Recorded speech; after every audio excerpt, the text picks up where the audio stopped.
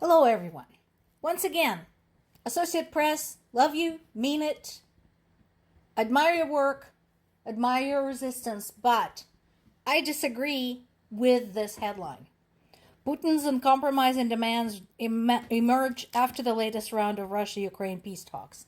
First of all, they weren't really peace talks, they were just talks, and barely that. It lasted, I think, less than an hour. Second, we all know what Putin's demands are. They didn't emerge. They have been around for 3 years.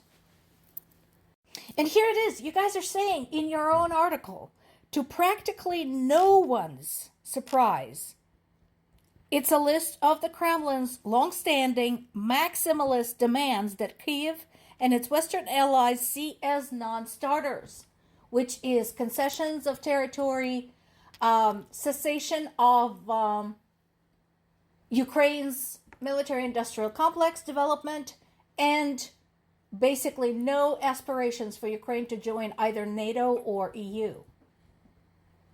So, since we all know that that is the case, and it has been the case for a very long time at this point, why is anyone bothering anymore? We tried the peace talks. We tried talking ceasefire. We've done some prisoner exchanging, but that's not new. Because remember, the prisoner exchanges have been negotiated by the Saudis in the past. And I explained to you why likely those are the types of concessions Russians are willing to make. So, why bother? Do not wait for the United States to say so or not say so, because you guys all know what's going on here. Continue to isolate Russia politically and physically. Throw your weight behind Ukraine. Here's another thing. Do you remember that famous Oval Office fiasco when Trump and J.D. Vance ganged up on Vladimir Zelensky, called him ungrateful, and basically said Ukraine does not have any cards? Well, Ukraine has been demonstrating in the last couple of days that yes, it does. It just doesn't show those cards to every bloody one. Because, frankly, Ukraine has no reason to trust anybody, especially the United States that's been cozying up to Russia, or at least its administration has been doing so. So, of course, they didn't tell anybody what they've got. Because remember, at the time of that Oval Office conversation, Operation Spiderweb was already in the works, because it has been in the works for a year and a half. Zelensky could have lost his temper and said, "You fucking idiot, you have no idea what we're working on." But he didn't. Meanwhile,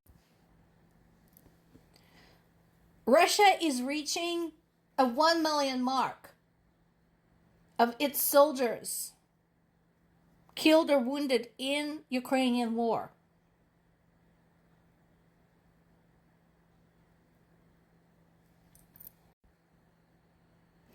Remember, they were expecting to just walk into Ukraine. Their soldiers didn't even pack any supplies or any extra socks. I'm not joking. That's what happened. They packed their dress uniforms because they were expecting a parade in Kyiv in a couple of days after they invaded. Instead, up came Ukrainians and started fighting like a bunch of angry buzzsaws. And so, as the result, now Russian military is approaching this hideous milestone. 1 million people dead or wounded because their illustrious leader has an itch he can't seem to scratch enough. And yes, Ukraine is suffering heavy losses as well. And Ukraine, remember, has much smaller military size, and it is a much smaller country than Russia. So far, Ukraine is looking at 400,000 casualties total, That's dead and wounded. Somewhere between 60,000 and 100,000 soldiers killed.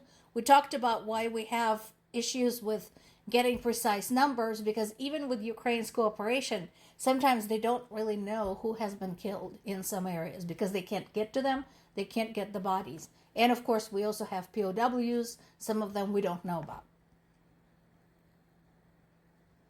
So, once again, Russia is facing the loss of 1,000 people every single day. They started this, and it's not going great for them.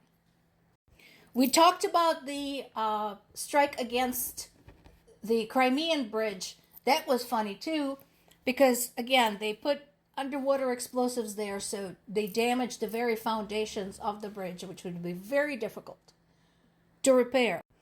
And they did it right under the Russians' noses because that bridge is very closely guarded, or at least it was supposed to be.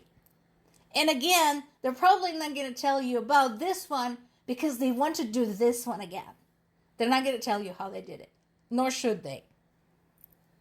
Russia played musical chairs with this one because first they said it was only slightly damaged, and then they said they reopened traffic across the bridge, and now it's closed again. So no, it's not slightly damaged. It is likely not passable.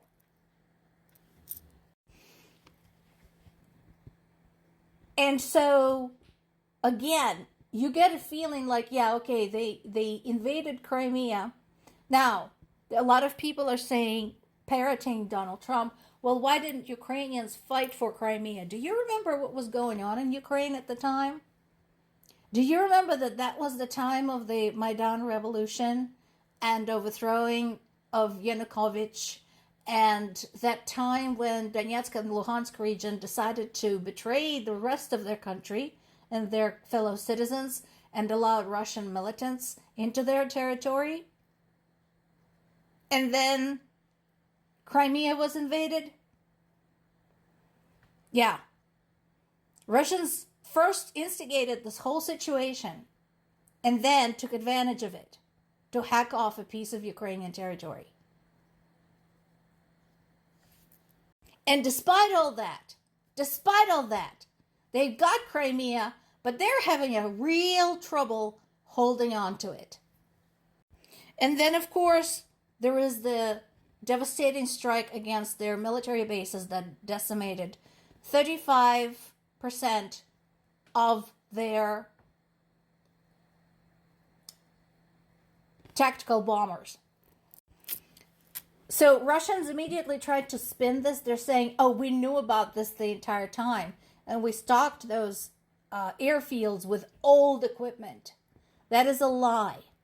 There are now satellite photographs coming in from multiple satellites belonging to multiple countries, showing very clearly, no, that's not old equipment.